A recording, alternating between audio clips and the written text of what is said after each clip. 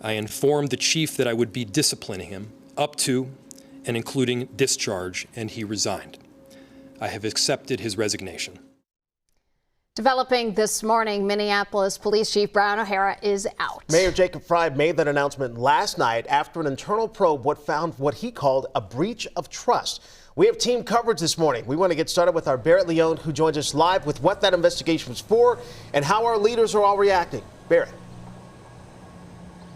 Yeah, Minneapolis Mayor Jacob Frey says an investigation found Chief Brian O'Hara deleted a contact on his city-issued phone during a different investigation. The original case was looking into allegations of inappropriate relationships with city employees, but was unfounded. Still, Mayor Jacob Frey says interfering with the investigation itself was enough to break trust in the department's top leader. The mayor says that O'Hara resigned after being told he could face discipline up to termination. Earlier this month, Frey had renominated O'Hara as chief, calling him the right leader for Minneapolis, but says these new details changes things. This is not about being intolerant of mistakes. Everyone makes mistakes, including me. But what I can't allow is a breach of trust. When you serve as chief of the Minneapolis Police Department, trust is not secondary to the job, it is the job. And when trust is broken, it becomes extremely difficult to continue leading effectively.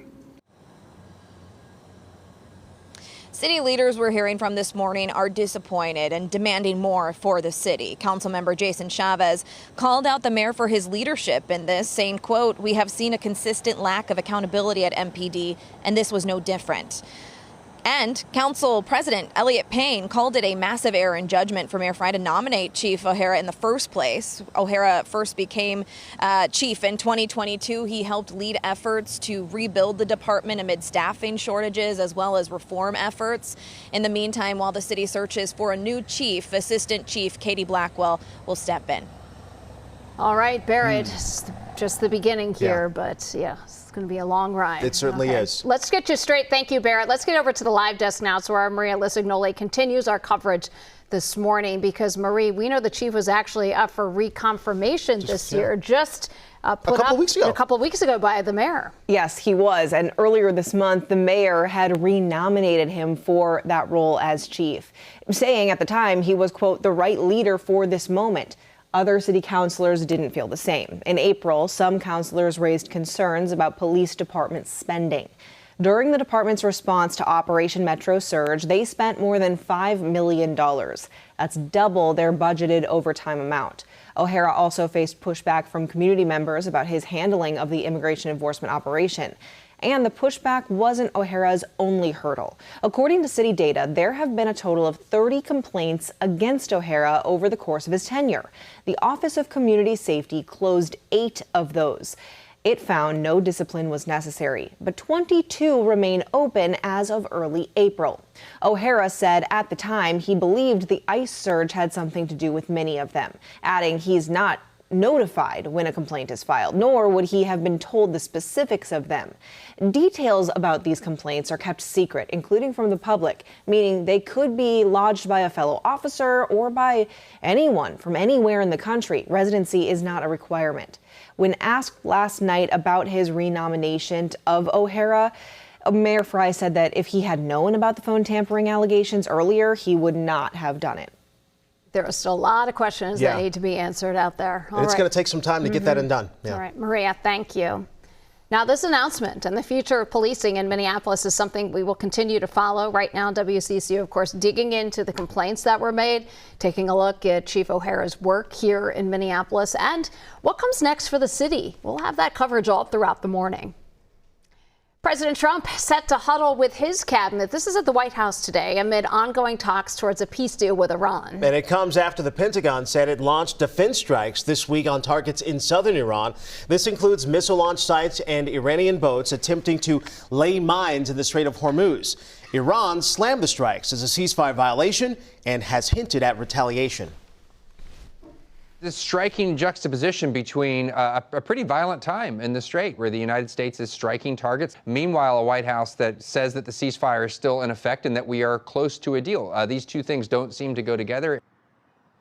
Iranian state TV released footage yesterday of a U.S. drone Revolutionary Guard Corps claimed to have shot down right here, further complicating efforts towards peace in Israel's intensifying operation against Hezbollah in Lebanon. Sources tell CBS News ending that conflict is an element of a draft peace proposal. Now to the ongoing fraud crisis in our state because a Minnesota woman pleaded not guilty to stealing money from a local autism program. She's accused of leading a $42 million scheme. WCCO caught up with Shamso Hassan as she left federal court in Minneapolis Tuesday. She's one of 15 people the feds indicted last week in Minneapolis, and just hours after her hearing, our state's fraud crisis was front and center in Washington, D.C. That's where Vice President J.D. Vance hosted a roundtable addressing fraud. He invited attorneys general from across the country. But 24 Democratic attorneys general, including Minnesota's Keith Ellison, boycotted this anti-fraud meeting from happening yesterday. The 24 Democrats said that they weren't invited until late on Friday, and then they had to RSVP by Saturday. The Democrats claim that the Republicans attorneys general, they were invited days earlier. Now, they sent a letter to Vice President Vance, writing in part, "This short notice does not match the spirit of collaboration that has long defined our joint efforts with federal partners." Still, there were some Democratic staffers there, including one sent by Ellison's office. Now, in the meeting, Vance said that they wanted to build on the successful investigations in Minnesota, like those 15 indictments we mentioned that were announced last week. There, the fraud had gotten so bad that a major program designed to protect Americans from homelessness, including veterans, had to be shut down. You may remember President Trump created the fraud task force back in March after repeatedly calling out Minnesota for its fraud problems. Time right now is 6:09, and Governor Tim Walz signed 9 bills into law. This creates a wide range of changes in our state.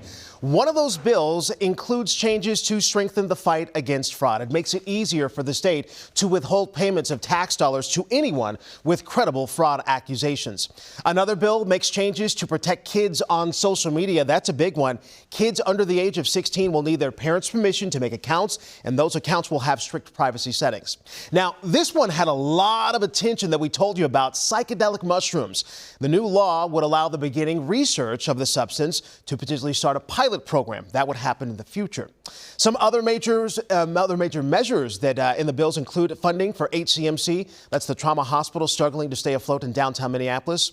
Also, how about security for lawmakers as well after the last summer's deadly attack, and banning prediction market trading. The federal government suing the state to try to stop that ban from taking effect in August.